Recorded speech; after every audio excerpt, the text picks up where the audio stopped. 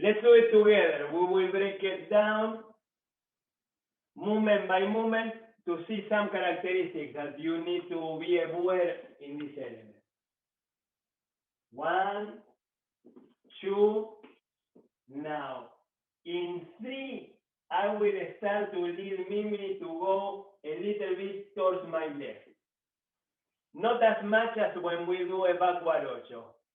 In between. Nothing like when we did the cross system walk. Not as much as a backward ocho. In between.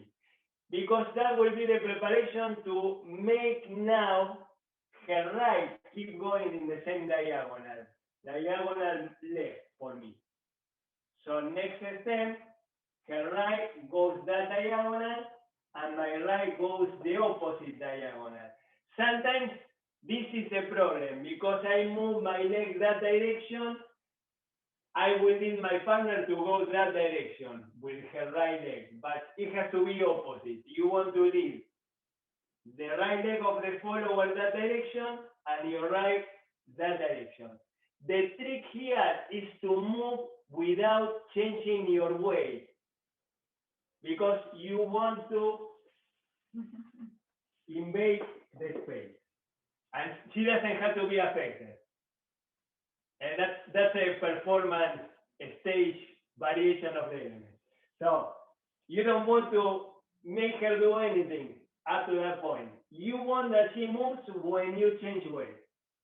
When you change weight, that's when this leg gets free of weight, and now it moves. So let's do it without music up to that point, so you are sure that you find yourself in all those positions. Same as every salida to the side, no different here. Now I need her to go in diagonal towards my left, and the next step with her right in diagonal towards my left too, and I step in diagonal towards my right. See that my back leg is a little bit bent, so I don't change weight. This one is tight. Then I change weight, that makes her move. Try that. Break it down to develop the muscle memory. We know music.